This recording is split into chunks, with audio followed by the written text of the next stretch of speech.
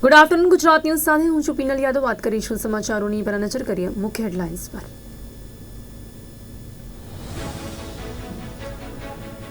પ્રધાનમંત્રી નરેન્દ્ર મોદી આવશે ફરી વતનની મુલાકાતે। વાઇબ્રન્ટ ગુજરાત સમિટ માટે 2 દિવસ ગુજરાતના પ્રવાસે આવશે પીએમ મોદી।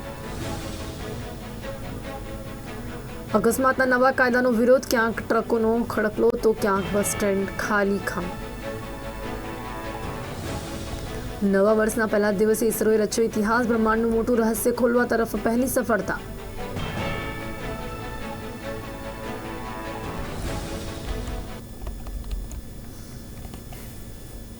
વાત કરીએ વિગતવાર સમાચારોની।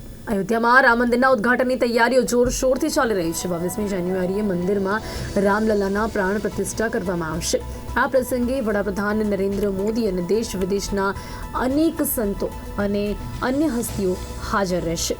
આ બધાની વચ્ચે ગુજરાત વીએચપીએ હિન્દુ સમાજની લાગણીને ધ્યાનમાં રાખીને સરકાર સમક્ષ માંગ મૂકી છે। વિશ્વ હિન્દુ પરિષદે ગુજરાત સરકાર સમક્ષ માંગણી કરી છે કે અયોધ્યામાં અભિષેકના દિવસે એટલે કે 22મી જાન્યુઆરી રાજ્યમાં રજા જાહેર કરવામાં આવવી જોઈએ। વીએચપીના વરિષ્ઠ નેતા અશોક રાવલે જણાવ્યું હતું કે અમે ઈચ્છીએ છીએ કે ગુજરાત સમગ્ર દેશમાં આ પહેલ કરે અને આ દિવસે તમામ શાળાઓ, કોલેજો અને ઓફિસો બંધ રાખવામાં આવે, જેથી દરેક અયોધ્યામાં ભગવાન રામની પ્રાણ પ્રતિષ્ઠા લાઈવ જોઈ શકે। વિશ્વ હિન્દુ પરિષદની માંગને ગુજરાતના શક્તિશાળી સ્વામિનારાયણ સંપ્રદાય દ્વારા ટેકો આપવામાં આવ્યો હતો। સ્વામિનારાયણ સંપ્રદાયના સંતોએ કહ્યું છે કે જો આમ થશે તો આવનારી પેઢીઓ આ પ્રસંગની સાક્ષી બની શકશે। સંતોનું કહેવું છે કે આ અવસરે શક્ય તેટલી વધુ જગ્યાએ પ્રાણ પ્રતિષ્ઠા લાઈવ બતાવવાની વ્યવસ્થા કરવી જોઈએ। સરકાર દ્વારા કાર્યક્રમો યોજવા જોઈએ।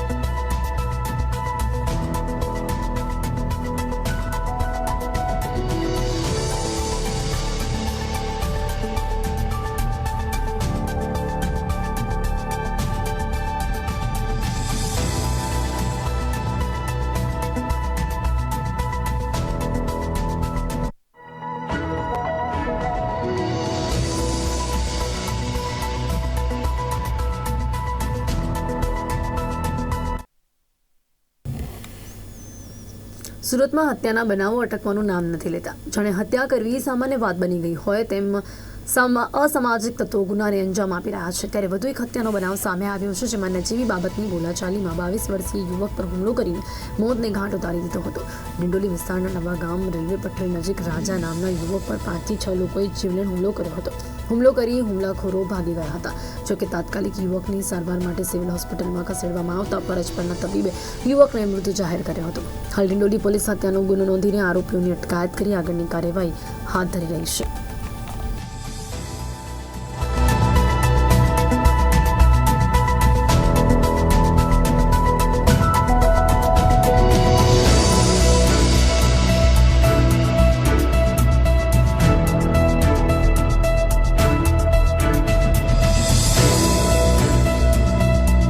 એ આપણે માધવનગર વિશ્વકર્મા મંદિર છે ને, માધવનગર 5 એના સામે વિશ્વકર્મા મંદિરના સામે પટ્ટા ઉપર આ લોકો બધા બેસેલા હતા। અમે ત્યાં આ લોકો ડાયરેક્ટ થી આવ્યા અને ડાયરેક્ટ મેરી રિક્ષા કિસને રોકાઈ તેમ કરી ડાયરેક્ટ મારવાનું ચાલુ કર્યું। એ લોકો સામેથી 4 જણા આવેલા, 2 જણા પાછળથી આવેલા અને એ લોકો માધવનગર 2 કે 1 ના છે છોકરાઓ ત્યાં માધવનગર 1 કે 2 માં છે ને એમ લોકોનું થોડું તૂતું મેં થયેલું, કઈ ઝઘડો બગડો નતો, ખાલી બોલવાનું થયેલું। પછી પાછળથી આવીને અડધો કલાક પછી ડાયરેક્ટ એ લોકોએ આવીને ડાયરેક્ટ મારવાનું ચાલુ કરી દીધું।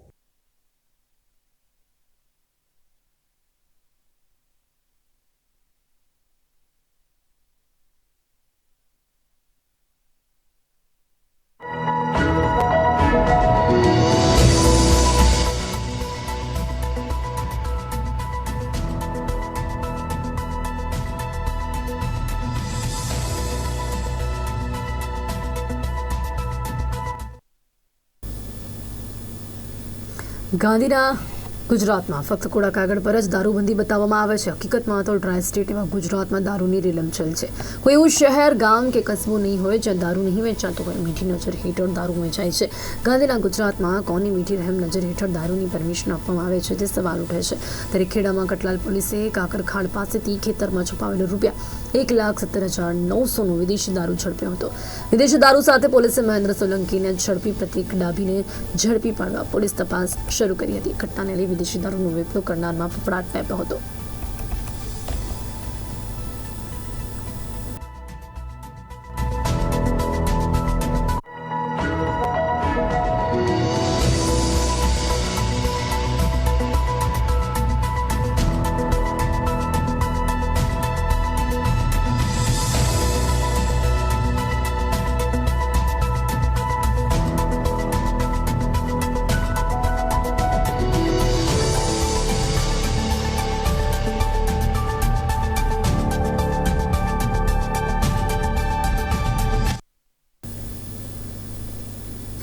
સુરતમાં 2024ના નવા વર્ષને આવકારવા માટે લોકોમાં અનોખો થનગનાટ જોવા મળ્યો હતો. મોટી સંખ્યામાં લોકો 31મી રાત્રે રસ્તા પર જોવા મળ્યા હતા. ત્યારે વિશ્વ વિસ્તારમાં લોકો ઉજવણી કરતા હતા.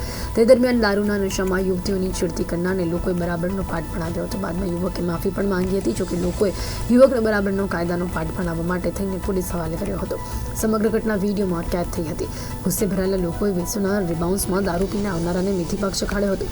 ઘટનાની જાણ વેસુ પોલીસને થતાં પોલીસે ઘટના સ્થળે પહોંચીને કાર્યવાહી હાથ ધરી હતી. જોકે એકલ દુકલ ઘટનાને બાદ કરતા સમગ્ર ઉજવણી શાંતિપૂર્ણ રીતે થઈ હતી.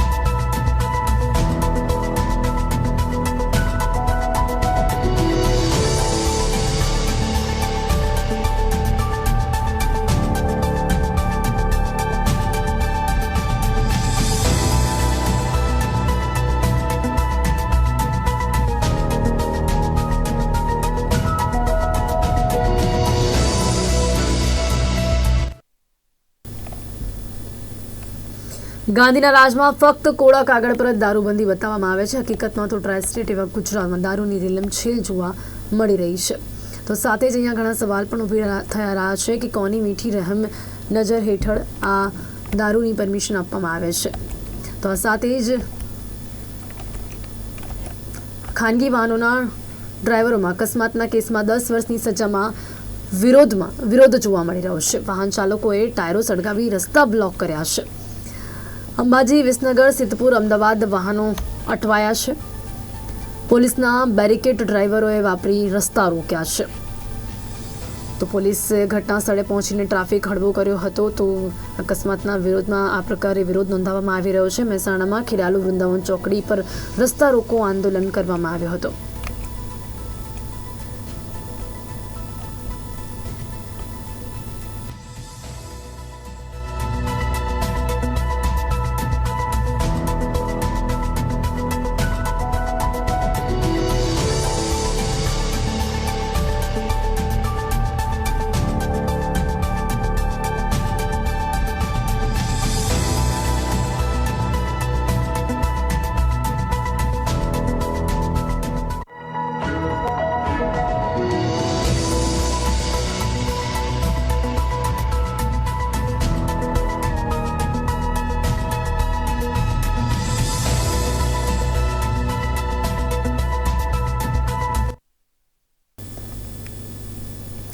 રોડ પર અકસ્માત કરીને ભાગી જનારા લોકો માટે મોટા સમાચાર છે. આ ગંભીર મુદ્દા બાબતે સરકાર દ્વારા મોટું પગલું ભરવામાં આવ્યું છે. ગૃહમંત્રી અમિત શાહે લોકસભામાં કાયદા અંગે માહિતી આપતે જણાવ્યું હતું કે રોડ અકસ્માત કરનાર કોઈ વ્યક્તિ અકસ્માત કરીને ભાગી જાય છે અને ઇજાગ્રસ્ત વ્યક્તિને રસ્તા પર છોડી દે છે તો વ્યક્તિને 10 વર્ષની સજા થશે. પરંતુ જો અકસ્માત સર્જનાર વ્યક્તિ ઘાયલને હોસ્પિટલ લઈ જશે તો સજા ઓછી થશે.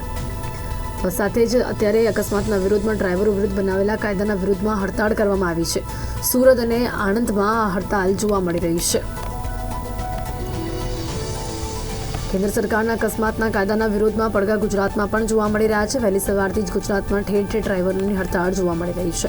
અમદાવાદ, સુરત, રાજકોટ, મહેસાણા સહિતના કેટલાક વિસ્તારોમાં ટ્રક અને બસ ડ્રાઈવરો હડતાળ પર ઉતર્યા છે. હડતાળમાં સુરતના બીઆરટીએસ ડ્રાઈવરો પણ જોડાયા છે. બીઆરટીએસ અને સિટી બસ ડ્રાઈવરોએ 3 દિવસ માટે હડતાળ જાહેર કરી, જેના કારણે શહેરમાં 1200ના પંડા થમી ગયા છે. હડતાળના પગલે શહેરમાં મુસાફરોને મોટી હાલાકી પડી રહી છે. તો બીજી બાજુ આણંદમાં પણ ખાનગી વાહનોના ડ્રાઈવરો સરકાર સામે જંગે ચડ્યા હતા, જેમાં અમૂલ કંપનીના ડ્રાઈવરો પણ જોડાયા હતા.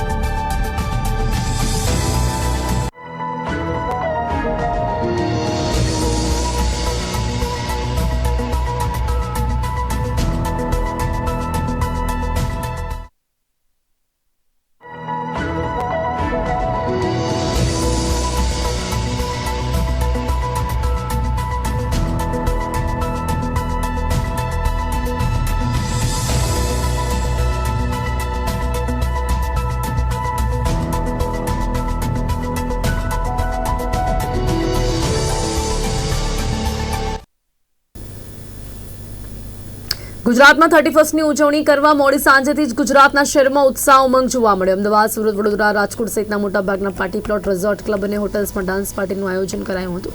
ડીજેના તાલે યુવાનો અવનવી થીમ સાથે ઉજવણી કરતા જોવા મળ્યા. યુવાનો નવા વર્ષને આવકારવા આતુર બન્યા હતા. તો બીજી તરફ શહેરોને લાઇટિંગથી શણગારવામાં આવ્યા હતા, જ્યાં જુઓ ત્યાં લોકો જ લોકો દેખાયા. 31ની નાઇટની ઉત્સાહપૂર્વક ઉજવણી કરવામાં આવી હતી. ક્લબ હાઉસ અને પાર્ટી પ્લોટમાં યુવક યુવતીએ અલગ અલગ બોલિવૂડ ગીતો પર ડાન્સ કર્યો હતો.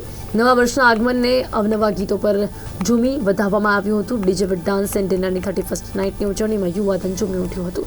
મોડી સાંજથી જ યુવાનો પાર્ટી પ્લોટો અને ક્લબોમાં ઉમટી પડ્યા હતા. શહેરના માર્ગો વાહનોથી ઉભરાઈ ગયા હતા. અનેક જગ્યાએ ટ્રાફિક જામના દ્રશ્યો સર્જાયા હતા. લોકો પોતાના મિત્રો અને પરિવારજનો સાથે નવા વર્ષની ઉજવણી કરવા માટે પહોંચી ગયા હતા. મોટાભાગના પાર્ટી પ્લોટ, રિઝોર્ટ, ક્લબ અને હોટલ્સમાં ડાન્સ પાર્ટીનું આયોજન કરાયું હતું. આ વખતે પાર્ટીઓમાં sunburn, laser, dark light, fire drum, water drum વગેરે ફેમસ થીમ પર વિદેશી ડીજે પણ ગુજરાતમાં ધૂમ મચાવતા નજરે પડ્યા હતા.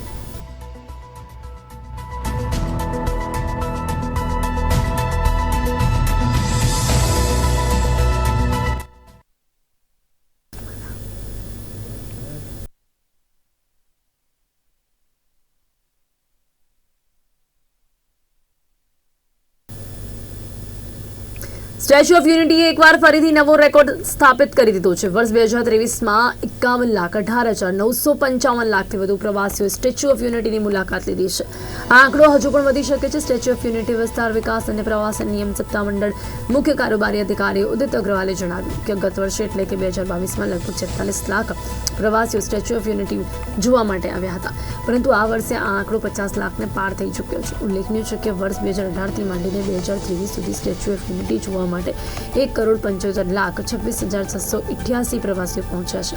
એવું પહેલીવાર થયું છે કે એક જ વર્ષમાં પ્રવાસીઓની સંખ્યા 50 લાખના આંકડાને પાર કરી ગઈ છે. છેલ્લા 5 વર્ષોના આંકડા પર નજર કરીએ તો વર્ષ 2018માં 4,53,020 પ્રવાસીઓ, વર્ષ 2019માં 27,45,474 પ્રવાસીઓ, 2020માં કોવિડ-19 મહામારીના કારણે પ્રવાસીઓની સંખ્યામાં ઘટાડો થયો હતો. વર્ષે 12,81,582 પ્રવાસીઓ આવ્યા હતા.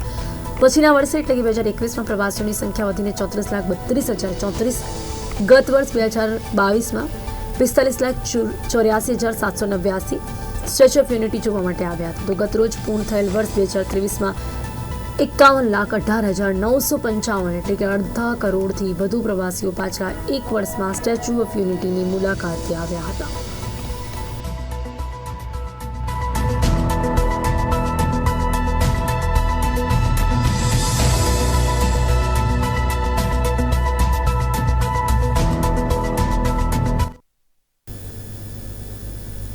નવા વર્ષની શરૂઆતના ગૃહિણીઓ માટે રાહતના સમાચાર આવ્યા છે, જેમાં 2024ની શરૂઆત સાથે શાકભાજીના ભાવ ઘટ્યા છે, જેમાં શાકભાજીની આવક શરૂ થતાં ભાવમાં ઘટાડો થયો છે. લીલા શાકભાજી 30 રૂપિયા કિલો થાય છે, મૂળા ગાજર 20-30 રૂપિયા કિલો છે. આદુના ભાવમાં પણ 5 થી 6 મહિના બાદ ઘટાડો થયો છે. 200 રૂપિયા કિલો મળતું આદુ હાલ 160 રૂપિયા કિલો થયું છે. તેમજ તુવેર 80-100 રૂપિયા કિલો, સાથે જ ફ્લાવર અને કોબી 30 રૂપિયા કિલો થયા છે. લીલા મરચાં 60-80 રૂપિયા કિલો અને વટાણા 30-40 રૂપિયા કિલો થયા છે. બજારમાં દેશી ટામેટાની આવક વધી છે. 50 રૂપિયા મળતા ટામેટાના ભાવ 20-30 રૂપિયા કિલો થયા છે. ચોળી, ગવાર અને ભીંડા પણ 80 રૂપિયા કિલો થયા છે.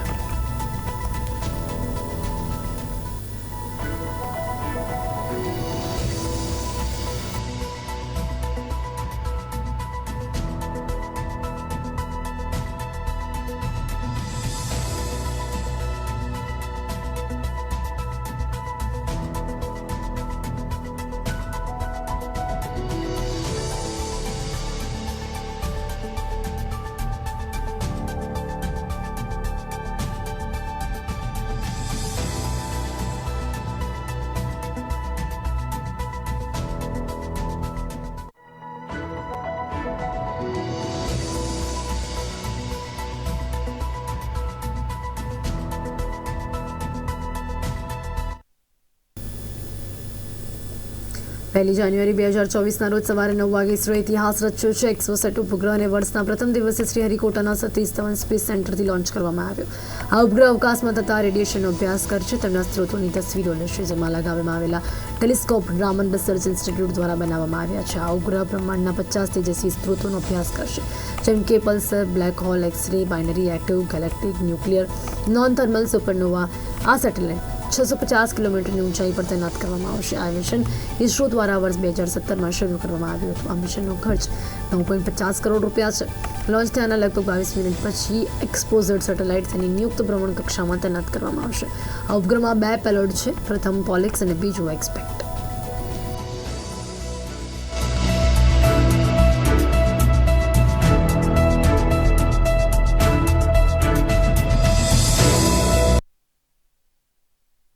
who have contributed for this mission in various ways, building the rocket, building the satellite, and also providing the ground infrastructure for us to operate and make this mission possible. So congratulations to all of you for your excellent contributions, and all the team members of ISRO and also the partnering academia and institutions for making this mission possible.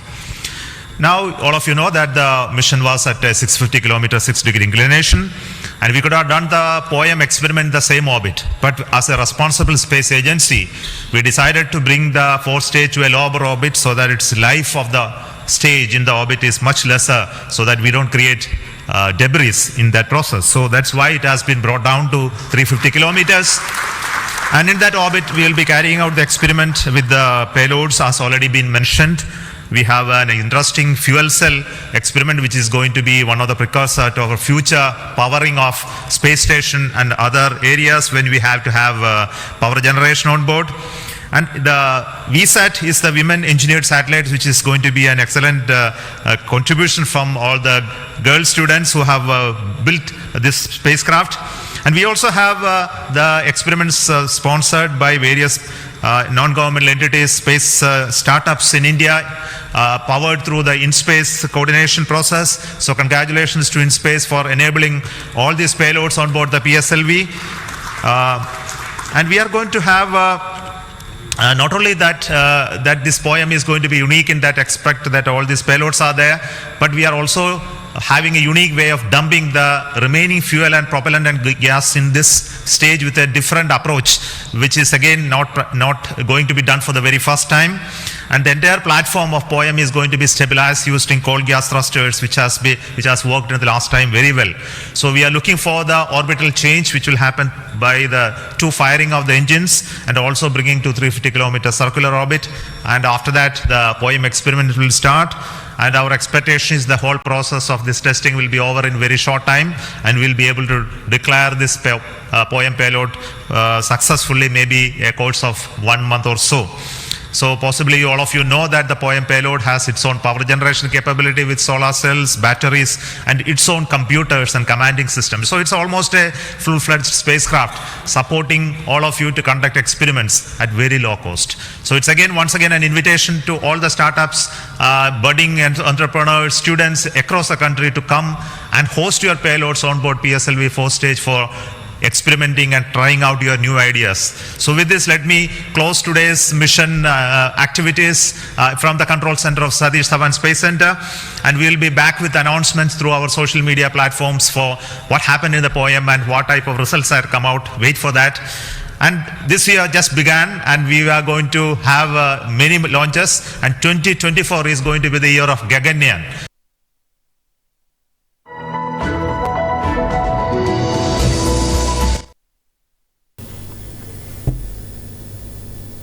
હાલ સમાચારોમાં બસ આટલું જ. તો સમાચારો માટે જોતા રહો Gujarat news સત્યની સાથે. નમસ્કાર.